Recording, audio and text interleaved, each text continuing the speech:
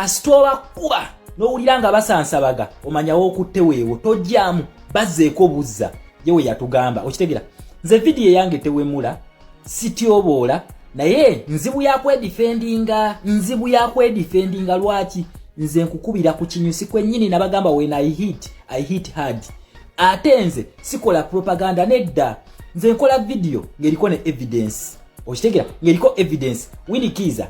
kino Winnie byanyuma siyabadde adifendinga kino sikyabadde adifendinga okitegera kiki wabadde olina okukola nze mbanga nabadde nnimba wabadde olina okukwata statement za Winnie Kiza ze yakoze ku BBC n'oziteeka ku page yo naye kakati ate olabisanze ate n'okozesa disrespecting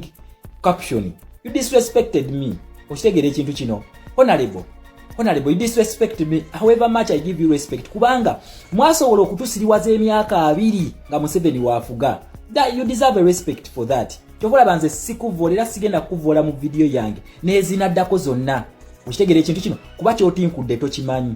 but just watch the space then ngenda kulekera mu at least akensuso nti at least wagenze kukomu kuba commenters nga gama sibuli omuntu adeserving okumuddamu wamuzeemu kino siwe kiri nti ono omwana ayina emitwalo 69 okitegera gyalina jo yetaaga okumuwa matu nkwebaza ku lwekyo kubanga kuliko kunena abayita ba big tiktokers era abayita ba revolutionaries mbe bagitegeerera bayina followers emitwalo 5 bayina emitwalo 3 bayina emitwalo 2 n'abalala bali mu bukadde okitegera naye eno namba yange gye mwasinze okufaako ya 69 siwe kiri that is me okitegera when I hit hard atenze ndi muzibu wa kwedifendinga ku lwaki nina evidence so gwe nawe nanzanyirako am a big deal kati njagala nkukwatire ku fake opposition eya Winnie Kiza ne banne Winnie Kiza let us see how you're going to defend yourself from me katulabe engeri gye mugenda okwedifendinga kunze kwa mumaze emyaka 2 nga mutusiriwaza mulowooza tugenda kubeera ku ekyo ekintu kyekimu zino sente Donald Trump azisibye zo however much Winnie byanyima tried to explain yagezezaako explaining nanyonyola Donald Trump azisibye then njagala olete evidence nti nabadde nnimba gyoba oleeta oshegera omanyi abantu bano batyo bagira batuzanya ebyekisiwa badenga batusiriwaza batuzanya politics of deception batusiriwaza tibasiriwaza abantu nga Museveni waafuga mpuga ne tumugamba wabbye okitegera wabbe ebitano nagamba abo banzijonkera betema amaganzi basimanyi bakemettererwa emmeme ne boogera empayipayi zonna n'abyogera be bano ba Winnie Kiza ne opposition yaabwe baddengawo kakati essaawa eno bali mu stage 3 ey'okutusiriwaza batya Museveni we yazimba faked democracy yagiteeka mu mitendera okitegera ekintu ekyo yagiteeka mu mitendera atya ayinako level 1 level 2 level 3 okusobola okutuukiriza Bahima Century Dynasty agenda zaabwe eno article 14 gitunulire wano Bahima Century Dynasty en amendment baina 50 year master plan balabanga bannayuganda tuli basiru nnyo basobola tufuga n'emyaka 10 baleeta Besigye era mu article 14 bakugamba nti Besigye teri muntu n'omu alina Musa Pesinga essaawa eno His Excellency Kyagulanyi ya beating odds naye kati ali ku level 3 ko bamutayiriza kwe baagala bamufunzize fe bannayuganda unless nga tukkiriza mission z'abano zigenda kuyitamu ezaba Winnie Kiza n'ekibinja kye lwaki nkugamba kino tunula wano bano bali bameka kuno kuliko Besigye kuliko Winnie Kiza kuliko Guligole Mugisha Muntu kuliko ne Birigwa sibe bali ku kitebe nga beyongeddwako olukwago sibe bali ku kitebe then mugamenze guno bali bakunganya mikono kutwala Museveni mu ICC olwokutta abantu be Kasese kye kyatuka ku guno omusango Winnie Kiza what happened to this case kubanga tulaba abantu be Kasese partial freedom bagifunanga His Excellency Kyagulanyi amaze okujja erweru nalyoka kuwa sanction siwe kiri mu musango gwa mwe kyagutuukako gwakona yewe gwakona lwaki temwakoma okunyonyola bannansi mbagamba tibannange mutwegatteko tulwanirire eddembe ly'abana abantu be Kasese kale nze ndi ku childish okwabuza what kind of childish ignorance this is munange ekyo wanzivoddemu naye gye tunagendereyo mu maaso ojja kakasa nti si childish ojja kakasa nti ono omwana byayogera biri mwensa just watch me okitegera ku level 1 kwe bakutayiriza nti senga oba osituse wenna nga politician owakabi bakuterawo akabinja wakalina okukakanyizawo politics wo naye senga oba supportinga noyita ku level 1 babeera bakulinze ku level 2 ba members abali ku level 2 be bani abeera bakutayiza okukuba amafumu n'amaggwa okulaba nti toyitawo 1 Mathias Mpuuga kwali kuliko Charles Peter Mayiga Emmengo kwali kuliko Medali Lwega Segona kwali ku level 2 kuliko Muhammad Nsereko kwali osegera kulikani level 2 kuliko mula kuliko Ken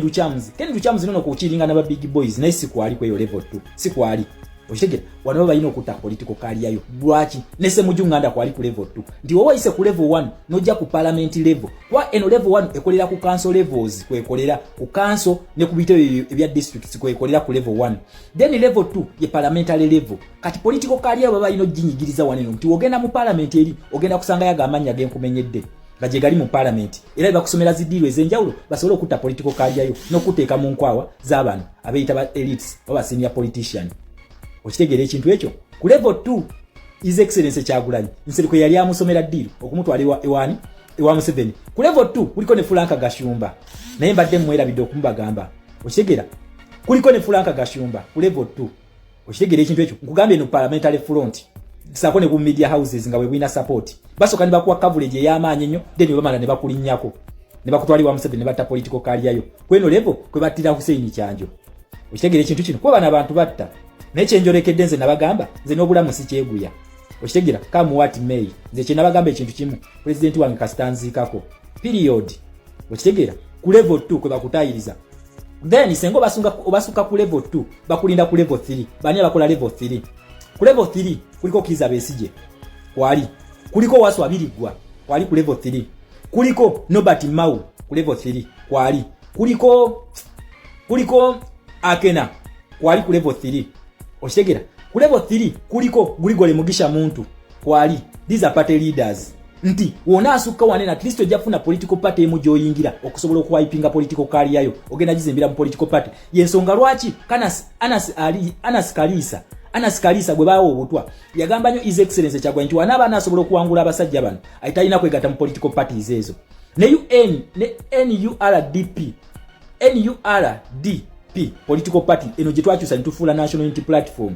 okitegera nitufuula national unity platform yali yabo Museveni ateekawo political parties ezo nga yaziteekawo kulinya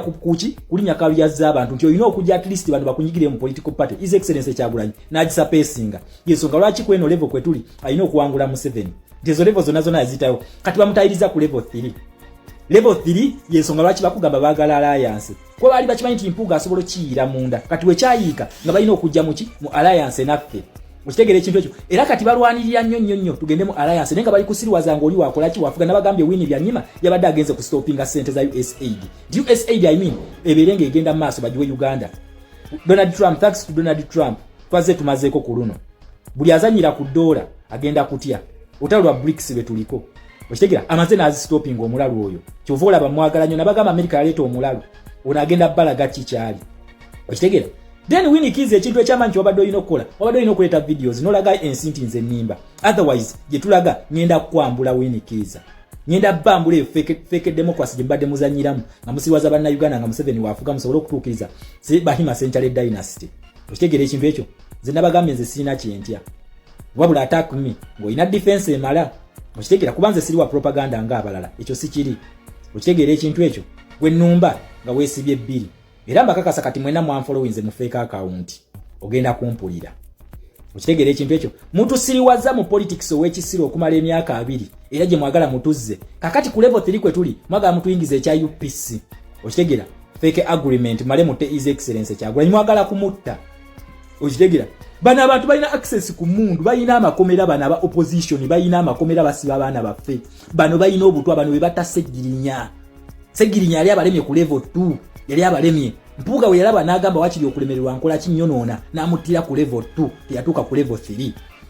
okitegera ekintu kino kuba bamwa mission esobola okusanyawo His Excellency Kyagulanyi n'agigaana mubijjukire ebigambo bino byenjogera si byange n'abigaana basobola okusanyawo His Excellency Kyagulanyi ku level 2 kati we yabalema ku level 2 kati bamusindise ku level 3 Elias Lukwago Besigye Grigore Mugisha Muntu Winnie Kiza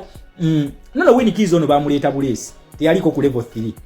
Birigwa Bagashumba bubona balemerwa ku level 2 kati ali ku level 3 bano bati Mao abo bebabira bakutayiza bano ba party leaders bagenda kunyigira mu political party then bate political career yo oleme kulemesa master waabwe nezo na level tuzisusse ne ku level 3 nayo mbagamba I am going to expose you to the fullest tujagiyitako Ngaz'obufumbo olina omwami naye ng'akutawanya, olina omukyala ng'akutawanya, bajja ne bakwagalako ne bagenda. Gwe alina ebizibu mu byenfuna nga ssente zikuyita mu ngalo, w'oteeka ssente zifa bufi, b'owola tebazza. Gwe aloota ng'ogwa mu nnyanja, gwe alumizibwa omutwe nga guganye okuwona, naawe aloota ng'ebintu bikozesa ensonga z'obufumbo. Nina ekifo ku mugga awali amayinja wennyambululirako ebisiraani, ekikwa, ekifiiriza, omudibo, obutaganja, obutaweebwa. Nzijanjaba abantu ab'enzikiriza zonna, nsiŋŋaanibwa njeru ku lw'ejjinja. Gwanjagala kuba ku nnamba yange eyo, naawe ali ewala ennyo yita ku WhatsApp.